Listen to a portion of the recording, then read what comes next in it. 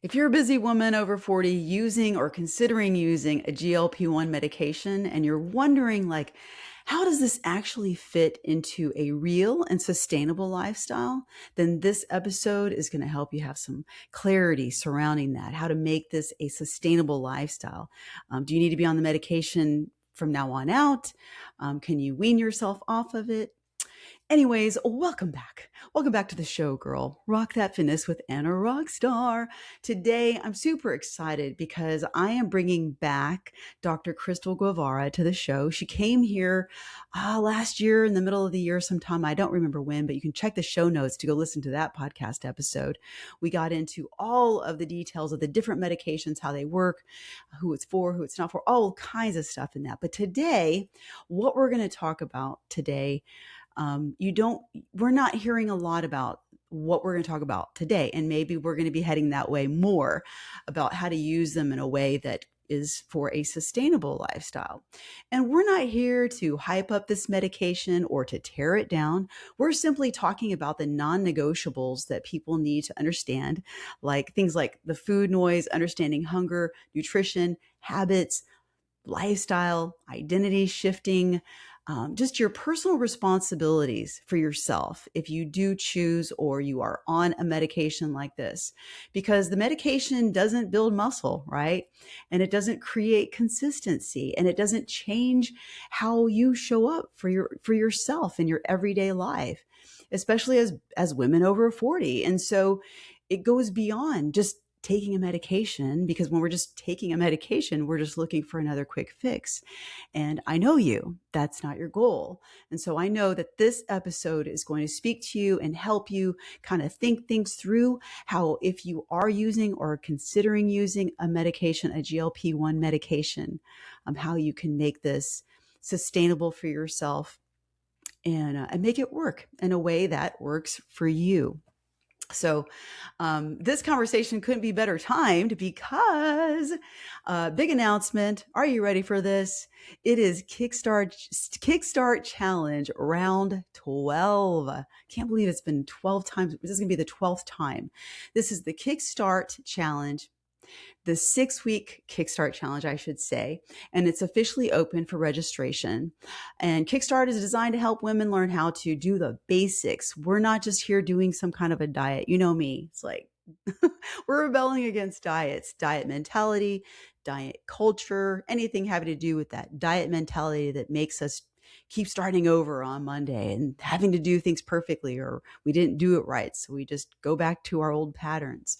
But inside of Kickstart Challenge, I will be walking a small group of women through how to do this sustainably, how to get the results that you want, how to shed fat, how to build muscle, how to get stronger. And then beyond that, we're actually going to be working with the behavior, our thoughts behind things, our mindset.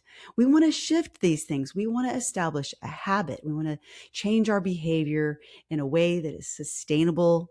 And so that's what we're doing. For 6 weeks, we're going to get started January 31st. You don't want to miss this. Go into the show notes and check out that link. Go get all the information there. And I sure hope to see you in here. I'm going to help you, walk you through this step by step, 1 week at a time. And when I say you, and I do, it's a small group, but it's going to be very individualized because I know that every one of us has our own background and what we need. And I'm going to meet you right where you are to help you with your individual goals and make this work for you. Week by week, we're going to work together in this small group. It's going to be fun. It's going to be so good. You know how I always say, because if it's not fun, you're not doing it right. And we're going to have fun in there. So come on in to the Kickstart Challenge. If you've been on the fence, if you've been wanting to work with me as your coach, this is your sign. I would be honored. Let's go do it. So, again, we're talking about the GLP-1 meds. If you've been feeling confused about it or overwhelmed or unsure how all this fits together, come on, let's jump in. Hello, everybody. Welcome back to Rock That Fitness with Anna Rockstar. And today we have a very, very special guest, Dr. Christle Guevarra. Woo, woo. Oh, thank you so much for having me back. I'm a returning person. Welcome back. Thank you. That means you were good. You're a good girl.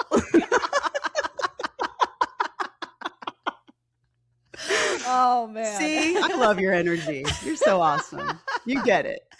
Oh, I love it. I love it. I love it. Oh.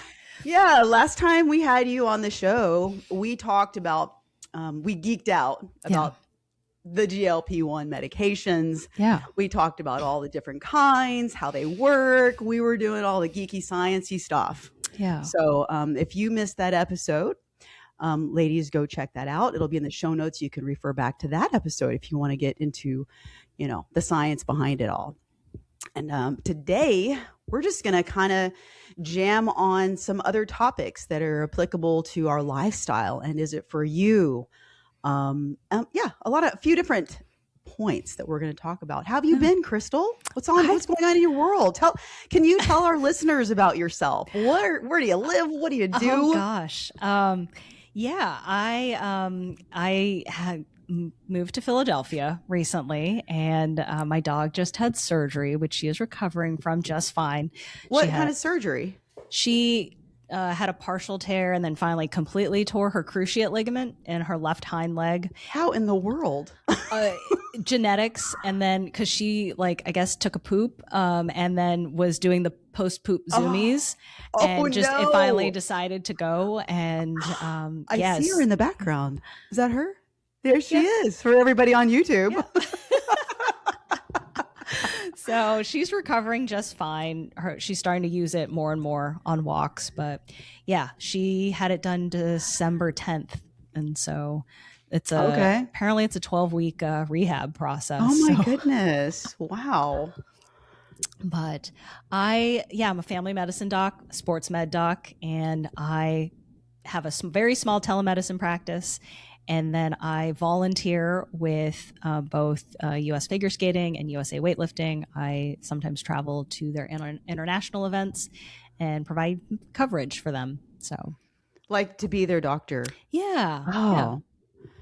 Oh, what a great thing to do. How awesome. You get to travel and you get to be with great people. Yeah. Get to hang out with really talented athletes and awesome coaches and other team members and meet their parents and, just make sure that everything goes smoothly, whether it's, an injury or, traveler's diarrhea or something like that. Just anything. That's the thing about family medicine is you have no idea what's going to happen. And that's the beauty of it. You get to know a little bit about everything. That's like the crazy ER nurses. They definitely get a whole host of you never know what you're going to get. No, when I was going through nursing school, I was like, ER is not for me. Take me to the OR. Everything's sterile. Everything's planned. Boom, boom, boom, boom. Yes. Yeah. You don't mess with the OR nurses. It's funny. Yeah. So okay. That's cool. That's kind of like a dream job, getting to do that. That's cool. Yeah. Very cool. And so the reason we connected was because we had some, I have some clients that have been using GLP-1. We've had questions about should they be on them? Should they not be on them? And then the reason that I reached out to you in particularly, was Andrew Coates, I think he connected us, right? Yes, he did. I just did a podcast with him earlier today. You did? Oh, that's so cool. That's awesome. Because I asked him, who can I talk to about this food noise that we keep hearing about? And so that's what that episode really we got to talking about, because we have, I've had some clients that were struggling and saying that would be very helpful to their fat loss journey and recompositioning their body. And, the food noise to be the thing. And I was like, let's talk about that. Yeah. And maybe we can touch a little bit on that today as well. But that's how we connected, because I wanted to discuss this idea of food noise. Is that a real thing? Does GLP-1 help? And we did that in that last episode. So that was great. And that's how we connected. But today, it's been several months since then. And we know that there's been an evolution that has continued since this whole blow up of GLP-1 last year, right? Yeah. And now we got people talking kind of smack about it. It's kind of getting not as great a rap anymore in some ways. But I thought we would just kind of talk about what's new in the world of, where are we now? GLP-1 face. this kind of stuff. And yeah, so I had some points to talk about. Anything today that you hope we can cover? Other than I think the ebook that I just finished writing and sent out, I think it's just a nice beginner's guide, because there is so much noise, not just food noise. Yeah. There's so much noise on the internet. There's so many people making rage bait content out there. Some people poo-poo it. And I think a lot of those people live on the extremes, on the extreme ends of a spectrum. You either hate it or you love it. It's the most amazing thing ever.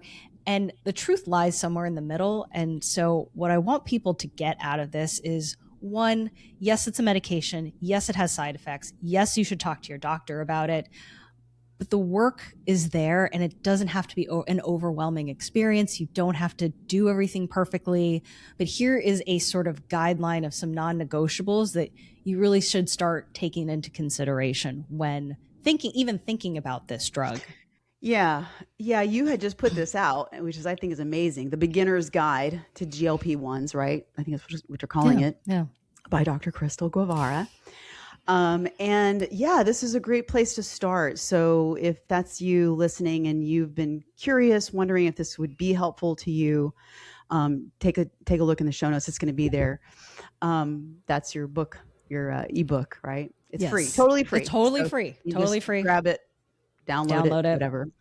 Yeah, I think that's good. Very, very good. Very helpful. And that is actually one of the points that I wanted to kind of like start, kind of open up with.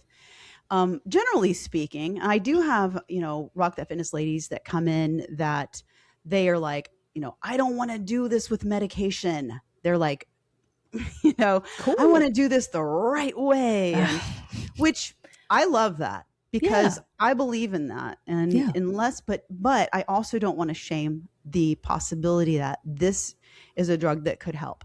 And we were talking just before our episode here, and I was like, I'm not a trender. I'm not somebody who's going to be on the trendy side and getting all involved in all of this jibber jabber on the internet. I like to make things simple, honest, facts. Yeah. And also, there's the pendulum. It swings, right? Let's talk about what's good for the individual. That's what really matters. And because so many women get swept away with all this information, and it's like, wait, hold on. Let's just back up and what's good for you? Where are you? What do you need? It's the beginning of the year still. Like, people are still, working on, I'm going to be taking some measures here, some strategies for my health and my fitness and losing weight. I want to lose weight. I want to shed the fat. But I think women in general, especially the population that I work with that are over 40, they're intelligent. Yeah. They're wise. They're smart. And they're going to seriously consider this and understand that GLP-1s are a tool to use, but it's not the strategy. It's not like the one thing and that's all you need. It's not like that. So yeah, let's talk about a few angles to explore. Like, how do I want to say this? I guess we should just start real quick. I know we talked about this in the last episode, but just right off the bat, who would be the best candidates for using a GLP-1? I mean, off the bat, we use GLP-1 medications also for people with type 2 diabetes. Like, that's for sure. Definitely for sure. People have nuances with BMI, but I would say if your BMI is over, I would almost gather to say even over 30, the FDA approval insurance, answer would be BMI over 30. And for a lot of times, that seems, because I know that the fitness space definitely lies in the BMI of 30 to 35. So there's going to be people who give you pushback of like, well, you don't know about, muscle weighs more than fat. But for the general population, usually the body composition, less muscle, more fat, I think that's totally good. BMI less than 27 with, things like high cholesterol, high blood pressure, so I think that standard still works. For health reasons. But I think there is also it really also depends on, the overweight category of having a BMI somewhere between 25 and 29, where you have to take a look at body composition. There are a lot of people who are under muscled and over fat. And for those people, it still might make sense to be on a GLP-1. It is not a cut and dry, like yes or no. I think you have to take a look at the person in front of you. You have to take a look at their diet history. You have to take a look at what it is that they're actually doing or what they've done in the past and what their current situation looks like. I will say that there are people who have been grinding into the ground who on the surface look like they're healthy, and they've been struggling with food noise this entire time, trying to do all sorts of interesting things to stave off hunger, like eating a whole ton of broccoli and strawberries, like bowls of strawberries, to get that fiber content up to still look, a certain way. And I would even venture to say that it would be worth exploring to see if a GLP-1 is worth it for them. Even on the surface, they seem to be at a normal BMI. That's so interesting. Can we talk about that for a minute? Because it just kind of stirs up some questions for me. Yeah. When you say to stave off the hunger, like, are we talking about a physical hunger here? So, and it can be a physical. You're saying, fiber and trying to vault food volume and stuff, but yeah. Right. So that would be to fill up your stomach. And so filling up your stomach is one way to kind of stave off hunger, like satiety. That sends a totally different signal. And then some people have very perseverative thoughts about food day in and day out. And that is a completely different phenomenon than the satiety part. Like like no more food.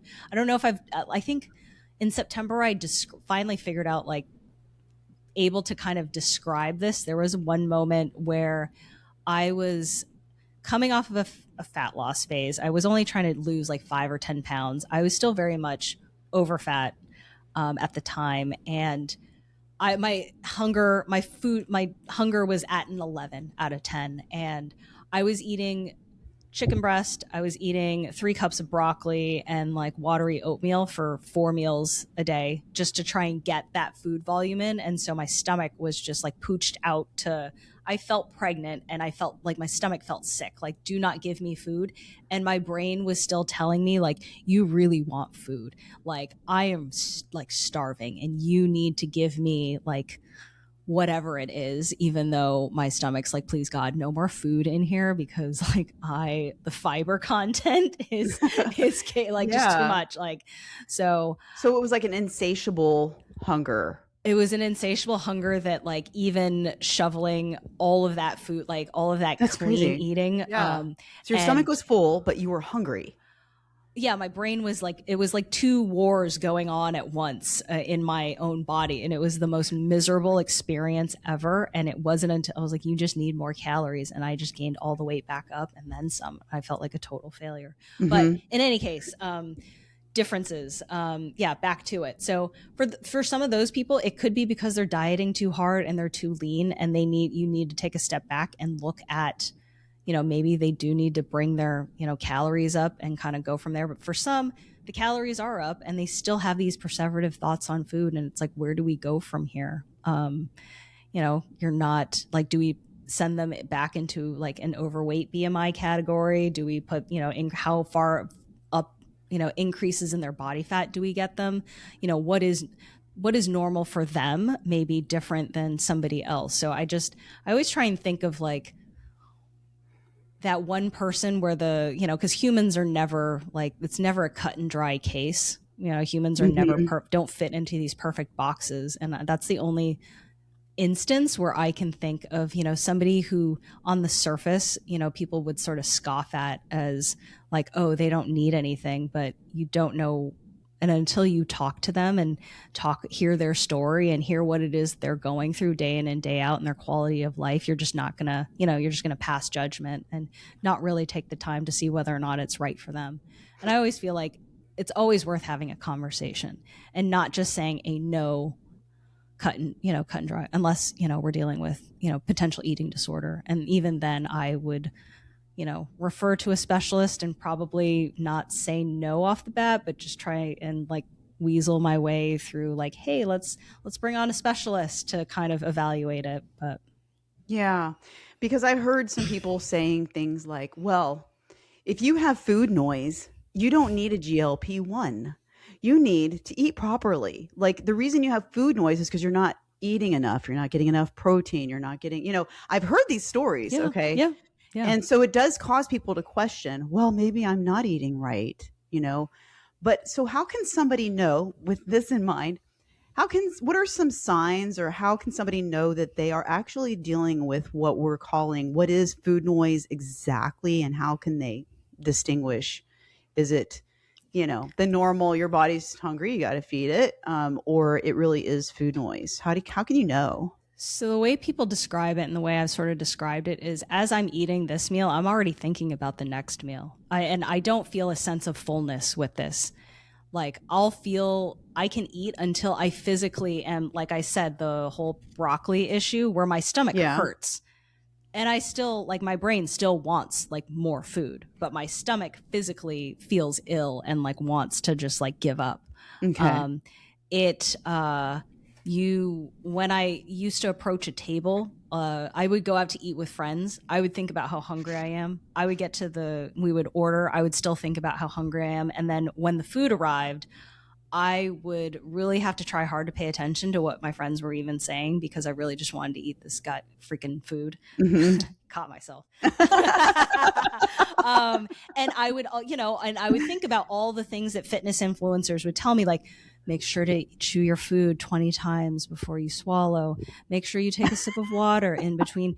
And it becomes this very difficult thing because now I'm feeling guilty because I didn't do the thing properly, but I'm starving. I really just want to shovel this food down my mouth. And I'm already thinking about dessert, and I'm already thinking about looking at other people's food and thinking about how that looks tasty. I'm going to see if they're not going to finish, if I can have stuff. Just even throughout the day, thinking about how hungry I am, and I'm trying to do work, and I'm really thinking about what's in my fridge and how how much of that is nature and how much of that is nurture? It's a really great question. You know what I mean? Because I do think there's definitely going to be people that are conditioned to think about food all the time because that's their programming growing up. Mm-hmm, mm-hmm. And that's why, and I would even argue to say that's why some people, a GLP-1 has been, I've seen in the last year, I've seen a GLP-1 medication be a part of somebody's journey and not have it be the entire journey. People who are have a lot of weight to lose, have been on a GLP-1 temporarily, have gotten off of it and still continued to make progress. So it's not always a cut and dry thing as far as like you're going to be on this forever type of thing. So, and these people have grown up with struggling with weight. So it's not always like just because you've had a child, like you've grown up overweight or you were a fat baby that you're destined to be on a GLP-1. It's not that cut and dry. And I wish I had an answer for you, whether how much of it is nature and how much of it is nurture. I don't have that. And that's okay. But, regardless, it doesn't really matter, right? What's the origin of it? It does exist. And the GLP-1 it could be a tool for somebody that is dealing with that. But then going into this next idea or this concept that you kind of touched on, that you could use this as a tool as you are building your habits. So because obviously you can lose all the weight you want, but if you haven't established the habits and behaviors to maintain that, then you're just going to go back, know? So do you want to talk a little bit about that? Because what would be an idea? Like, give me an example of how that would work for somebody.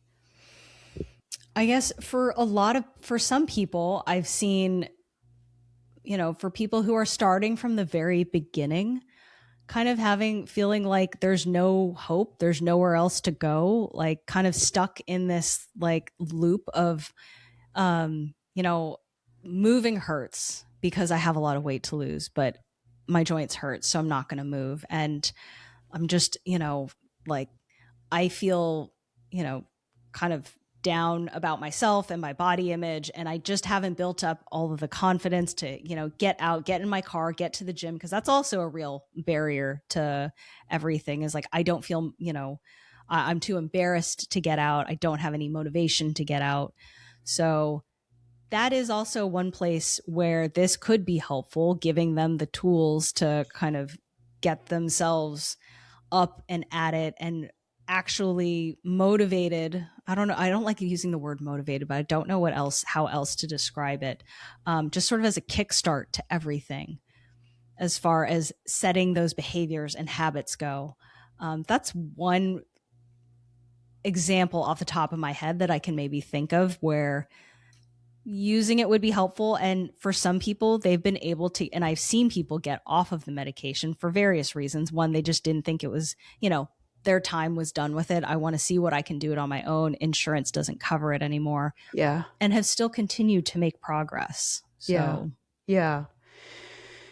So when you see somebody who is relying on that medication without changing how they eat or how they move or how they live, what do you see happening with that person? Man, I think currently I've been really lucky in that most of the people that I've been able to prescribe this to or help with, I mean, the people who are coming to me to talk to me about the kind of the lifestyle portion of it, they're already motivated. Mm-hmm. So, for people who don't put in the lifestyle changes, you do see, people end up with a little less muscle, mass, and people end up losing the weight and they end up, with less muscle, and they're like, oh, well, now I need to build up muscle, which, I mean, isn't the worst thing in the world. It's not going to be the end of the world. It's not going to be a guarantee that you're going to fall and break your hip. Cause I know that like that doomsday scare, that kind of rage bait content I have been seeing a little bit more in my algorithm lately. And I'm like, I just got to turn this off. Like, if you don't lift weights, you're going to fall and break your hip and the mortality risk. And I'm like, yes, that is, a thing. You should be, thinking about, but the way it's sold on the internet is just like, oh my God. Fear mongering all over the place. It just attracts an audience. Yeah. So yeah, and I've seen people have to like rebuild their muscle or start actually, raising their calories. So either way, you're still going to have to do the work. And if you decide, which is a very old school, I remember thinking this way in the 90s and early 2000s, like I'm going to lose all the weight first, and then I'm going to build muscle. Which is like, man, if one myths that need to die. For real. That one's big, man. We need to really that needs to be repeated. Yes. And I'm going to say this right now for all of my listeners, because I've heard this many times, like, don't wait to start strength training and build muscle. Don't lose all the weight. And then because you've just lost muscle mass doing that, and that's not helping your metabolism at all. Yeah. Those are people who are typically focused on the scale and trying to just lose weight. Yeah. But yeah, it's important to be strength training. But what about a woman who is on the GLP-1? Legitimately, she is, being, she has the oversight of a doctor, and she's really working on herself and doing the things, but she's saying, I just cannot stomach enough. I can't stomach enough food to be building muscle. Like, there's this thing that happens. What happens there? Does this need to be like, well, we need to look at decreasing that amount of medication in that case? Yeah, 100%. It's these are all these medications, and the side effects and the positive effects are all dose dependent, and so the kind of typical dosing, there's a recommended dosing schedule that is on the box label, like first 4 weeks you start off the starter dose and then you build up. I'm not of that mind. Like, I think you really need to I'm of the camp of you really need to make sure that the dose is appropriate. So if they're not eating meals, if they're eating bird food, like a handful of almonds and like a few blueberries, like that's not a meal. That is not a meal. That is something you feed a bird. And we are not birds. We are human. We are strong, women and men who need to live life and lift heavy things in the gym and go about our day. And you can't do that when, you're eating 500 to 800 calories if you added things up. Because there are times where sometimes you forget that food exists, and it's 3 p.m. and you're like, oh crap, I forgot to eat. That has happened to me before. That has 100%. Yeah. And I was like, oh, I need to dial, but like, I really need to do a better job at making sure that, one, I talked to my doctor about potentially lowering the dose because I really can't stomach anything right now. And that's not good. And I need to make sure that I am, not losing weight at too fast of a rate, because I don't want to end up weak or tired or all those other things about fat loss dieting that aren't addressed with a GLP-1 drug, at least not yet. I know retatrutide is coming down the hatch and people are really excited about it because it does a couple other things that, people are excited about. But for now, yeah, we're gonna have to talk about that now, because like, what did you just talk about? Now you have to tell us. So retatrutide is it hits 3 different pathways. So there's the GLP-1 pathway that deals with food, hunger. It also slows down gastric emptying. But that glucagon pathway is what people are excited about, because the glucagon pathway is involved with utilizing fat as an energy source, raising, the body temperature, and, the adaptation when you're in a fat loss phase. People naturally tend to move a little slower, like they're a little less motivated to go to the gym. Like that stuff seems to get, that seems to be less of a problem when you're tapping into that glucagon pathway. So, that is why people are a little bit excited about this. So it addresses that portion of fat loss. But also, it's not going to take away from the fact that sometimes, with fat loss, deep calorie deficit, you're going to have crappy sleep. Your gym performance may or may not be all that stellar when you're on little calories. So you still have to be mindful of what's going on and the trade-offs you're taking when you're temporarily decreasing your calories for a goal. Yeah. Well, this is really, it's exciting because, like we said, it's not a strategy, but it is definitely a tool for so many people if they have come to a point where they just really, really need this tool. And so can we talk about the things that you would want to make sure you're doing in terms of you're going to take this medication, or maybe you are on this medication and you're unaware of the things that you need to be doing? Just some basics, talk to us about the basics when it comes to your nutrition, especially so that you are definitely nourishing your body in the way that it needs, even though you have slower digestion, not very hungry, not thinking about food. But let's talk about just the basics of what you want to make sure you're getting in your food daily when you're on this medication. Yeah. Great question.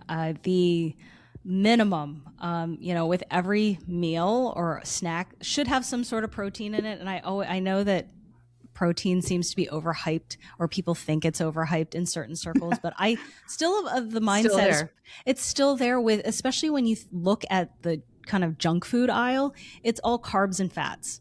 Like it still is. And so I think it's really easy to just, for people who are, the general population who are still buying, very tasty, things and that's why I'm always still protein is very important.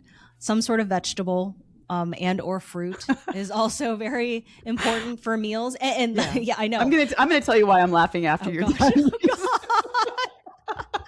Because I just thought about it. Oh boy. No, go ahead. Yes, fruits and vegetables. But and I feel like this is people are either going to roll their eyes, but then you think of the people who are actually do it. Take a look at your plate. What was the last meal you ate? Did you actually, achieve that goal? And most of the time the answer is no. And yeah, as far as nutrition goes, that's really it. And making sure you get, at least 3 meals a day. But I understand that on these medications that, people's hungers are different. So breaking up those meals into smaller mini meals, or even having a very protein forward snack, even some string cheese and an apple, fine. Yeah. It's great. You're still getting some fiber in from the apple. You're still getting some protein in from the string cheese. Like, it still counts. Yeah. All of this applies to whether you're on this medication or not. Like, this is the the healthy, heart healthy way to eat. You know, it's funny because people will ask like, oh, they're on a cardiac diet. Well, that is the way we're supposed to be eating. You know? Yes. Yeah. Minus the, I think I'm very liberal with salt unless you have a medical reason, right. Or you just hate the taste of salt. Right. I was just laughing about the protein thing because we sort of live on the internet, because that's where we're engaging and teaching and stuff on content, whatever. But it's like this whole swing has happened, right? We've been talking about protein for a long time. And now like people are like getting all mad about it. Like, oh, protein this, I'm sick and tired of hearing about protein. But you know what? Yeah. We got to have the protein. I don't care. Like that's really the three macros, like all of our meals need to be, built around that. Yeah. That's the science behind what's going to be the best for our body, whether you're on a medicine or not. So I'm glad that you brought that up. And we can supplement our protein, and that's okay too. Yeah, if you need to add some whey protein in, or if you're vegan and you want vegan protein or have lentils, all of it matters. You can still build a very healthy, complete protein as a vegan. It takes a little bit extra time and energy to think about, and I don't have those. I have to sit there and think about I get it too. I'm like, but it's doable. We can make it work. Yeah, but I'm just glad that we just agree because it's the facts. Like the protein is necessary, especially for maintaining all of our body tissues and our muscle mass. And that is important, and that is key, and that's just always going to be that way. That's just science. But we also need to just bring to light that don't be, pushing away carbs because you cannot build muscle without them. We need that energy source as well. So, like you said, like whole grains and fruits and those kind of things. Don't shy away from pasta. I think the most recent guidelines upped the protein intake to like 1.2 to 1.6 grams per kilo of body. We're doing the kilos. Only because I screw up. No, yes, doctor. I only remember one. Like I have to convert it in my head, and so I only try it like. That's the one I remembered. I'm like, all right, I'm just going to stick with it. I forgot to convert it to grams per pound. And then I just forgot it. So that's why I'm going to kilo. No, I'm a gram per pound.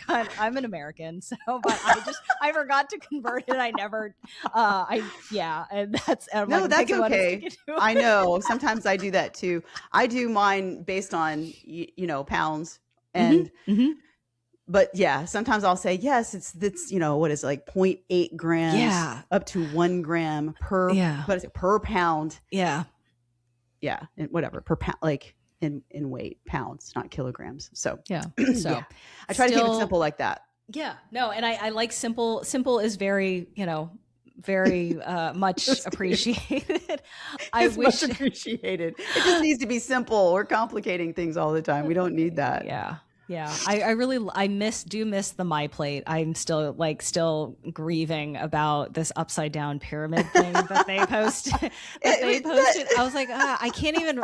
What is that a piece of chicken in there, or is that like beef talent? Like I can't, like, it's all put together. Like I need clear. Like I'm blind. I'm literally blind. Yeah. I need clear, like a plate with clear demarcation of like, here's where your protein goes, here's where your fruit goes, here's where your healthy fat goes, here's where your dairy goes. It was just so much easier for me. I don't know about you. Yeah, no, that was one of those things that just kind of took off when that turned, when that came out that day, and I was like, I'm not getting on this train. Nope.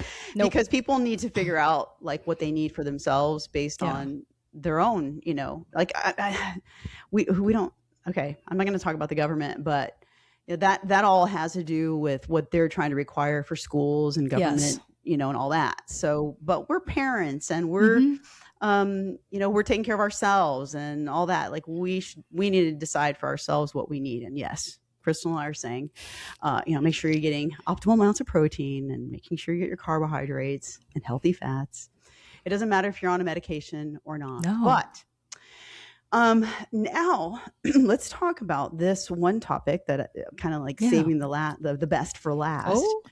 And this is all about identity shift. And I talked about identity in my last podcast episode. What I was talking about was, I don't know, it's kind of on a deep level of, you know, when people come into the new year and they're like, the new me, right? The new year, the new me was, but this identity shift really, it really does matter to understand, with or without medication when it comes to making changes for your life. So I don't know. I don't have anything specific, but I thought let's jam on this topic for a minute. What thoughts come to mind for you when you're thinking about patients that you've worked with and identity shifting with their health and their fitness lifestyle? I think two things that come up that I think are super important, I think would be helpful for not just clients, but also coaches to really think about. And that's reframing, kind of taking what you're listening or what your client is telling you and reframing it in such a positive light. So I have an example where I had a patient talking about, it was her daughter's birthday. There was cake. And she was like, yeah, I had some vegetables. Like I had some grilled vegetables in there. I think I had like something else. And then I had a small piece of this cake. And it was, one of my favorite cakes. We rarely ever have it. And, going into the, like, I did the thing, like I had cake that was like off plan. And then I was like, and then what? And then, I went back to, my regular meals but like was sort of fixated on the fact that like I had this cake, like it's not all that great. And like, pause. Yeah. You just enjoyed that cake. It was your daughter's birthday. It was a special event. You don't ever have this cake. But the thing is that you moved on. You like had it, you did the thing, and then you moved on to your regular business meals, your meal prep or whatever it is. That in and of itself is a win. You didn't turn it into my whole weekend is ruined. I'm going to go, drink into oblivion and then eat 3 cheeseburgers and, blah, blah, blah all Sunday. And then now Monday, I'm 5-10 pounds up. Like, no, you had it, you enjoyed it, and you moved on. That is the win in my book. So I'm going to just pause right there and I'm going to tell you how awesome it is to hear you kind of say that. And so like you have to actually listen to what they're saying and you have to take the wins where you can. And sometimes they don't see those wins. It is your job as a coach or a physician to really do the work of helping them reframe their brain and making sure that like, yes, you can enjoy cake. You have how many meals per week? You have like, you're doing 4 meals a week. It's 28 meals. You had like a cake. Like you can have cake and you can still like live a normal life and you can achieve goals. What separates, the kind of the mindset of somebody who is active and who goes to the gym and who is a recreational athlete is you enjoy it and you move on and you go back to your usual routine. And like, that's what we want, or at least that's what I would love to see people at, like not having to fear a piece of cake or think of that as a failure or always have to putting birthdays on the back burner because they have goals. I don't know about if you are kind of the same mindset or. Oh, yes. Oh, yes. Very much so. But the whole, there's no good food or bad food. It has no moral values. It has a nutrient value or lack of. Yeah. Yeah. It is just, to me, that's freeing. That's what helps at least our clients in Rock That Fitness move from, this overly restrictive way of eating. Because here's the deal, no matter what you do to lose weight, if you don't change these beliefs you have about food, you're going to end up, going back to your old ways. And that right here is what we want. If you don't change the way that you think and you're just trying to change your habits, I think they kind of go hand in hand. But truly, if you're working on your habits, but you're not working on your identity, then it's going to be very challenging for things to stick. And medication can change your appetite, but it's not going to change your beliefs. No. It's not going to change your consistency. and it's not going to change your self-trust. Yeah. Yeah. No, I agree. I agree completely. The other thing, I was going to bring up is how how that framework of, now I'm taking care of myself. Now I'm really starting to think about how I want to show up in this world and how I want others to treat me starts to become a thing. So I just had it veered off into an hour-long discussion of boundaries and family dynamics and, this is not okay. This is not okay to be treated this way. So here's what I'm going to do to protect myself and protect my peace to move forward. And so it was just really an awesome thing to, be a part of. And it wouldn't have happened had this person not taken the time to start lifting weights, to start learning how to cook for themselves, cook healthy, nourishing, meals for themselves and their family. That really started to take a look of what kind of inputs are people giving me, and is this worth my time? And I think that's also a really important thing and a really important framework and a identity mindset to start thinking about. It's not always, going to happen at, as soon as you lose X amount of pounds, this is going to happen. But I think it comes naturally, especially women who have jobs, who have families. I don't know if you see this a lot where it's they do everything. They're the financial provider, they're the emotional provider. It's just everything gets dumped onto them and they just react to everything. Yeah. And that becomes an excuse. But the reframing of this is reclaiming our agency. And this is something that I'm going to die on this hill. And it's take full responsibility for everything in your life. Not take full responsibility for everybody else's. That's not what I'm saying. But even when things are, you could have an excuse or reason why, but you can take full responsibility, which means, respond, you have the ability to respond, but you don't have to take all of those responsibilities on. This is where you change your identity and you say, I'm someone who takes care of my body. That's the identity. Yeah. I'm someone who chooses most of the time the healthier options. I'm someone who shows up consistently, not perfectly, but I'm doing this regularly because that's the person I am. But just reaffirming, and actually on a deeper level, Christle, and we didn't even talk about this, just saying affirmations all day long isn't going to help you. No. You have to really let this sink in with emotion. It has to, you have to feel this. You got to feel it, the fire. I was just talking to a client the other day. We had a one-on-one client talk, and I was like, you got to feel there's the ego. There's this subconscious part of you that wants to keep you stuck back there. And we need to rise up and sing that song. We're not going to take it. It's you are rising up to take full responsibility for what you deserve. You deserve to take care of yourself.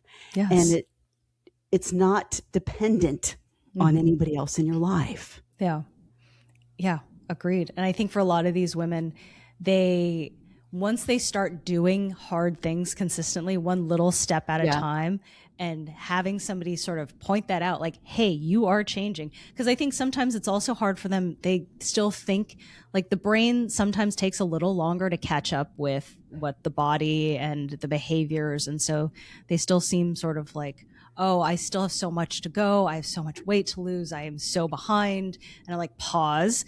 Did you take a look at the pictures from last year that I told you to take, even though you didn't want to take them because you were starting at the very beginning? And then they start to realize oh, I actually can't, I have come a lot further than I thought, building up their confidence and just pointing out the things that they're already doing. Cause sometimes they get so lost in the weeds that you got to pull them out a little bit and make sure that they, take a look at the forest every now and again.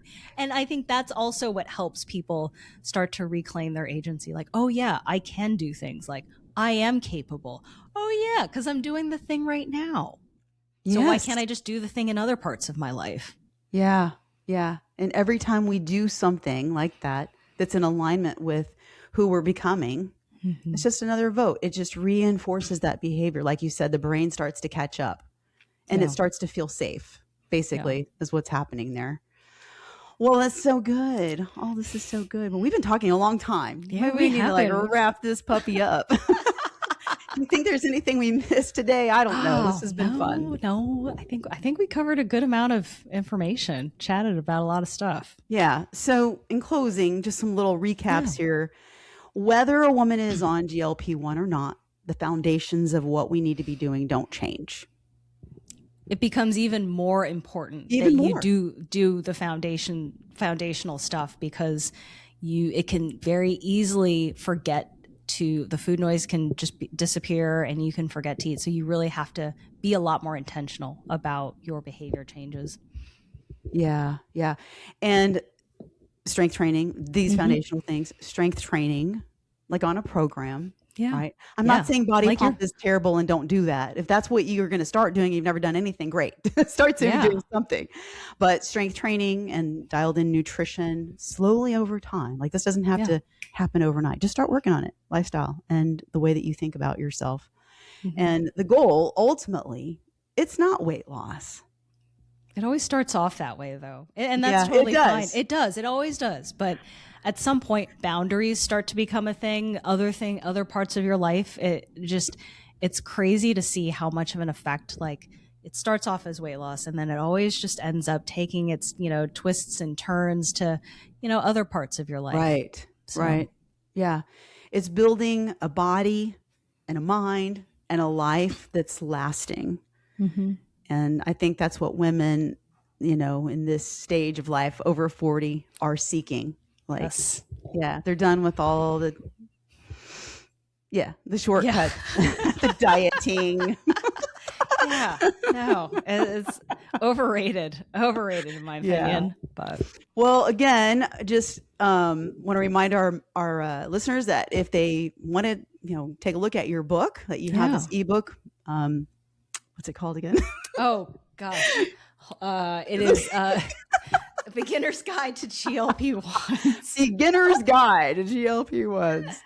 This is the reason she's struggling, y'all, is because this is fresh off the press. Okay, it's brand spanking new. You want to get it?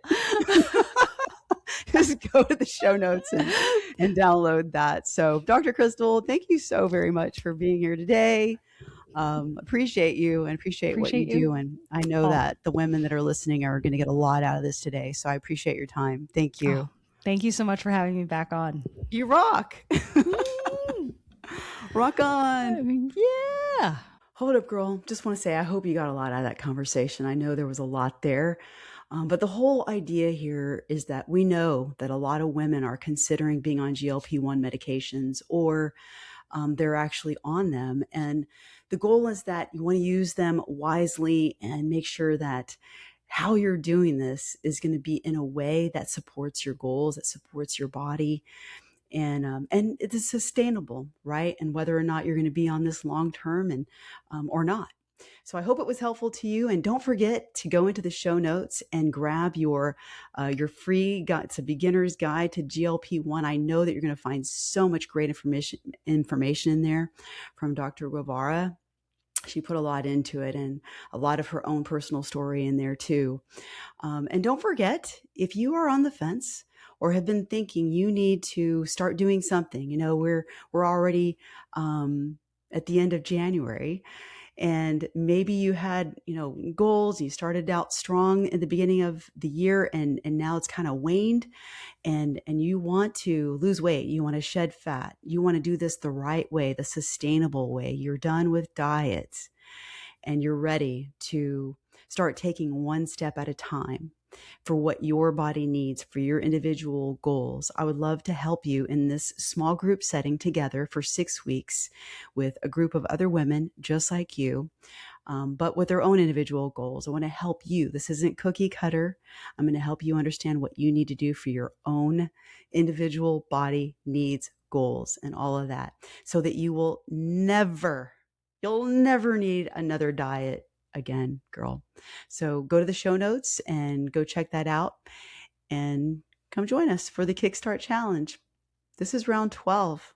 Don't miss it. It's going to be fun. We're starting at the beginning of February. So come on in. And thanks for listening. Appreciate you so much. Love you. We'll see you next week.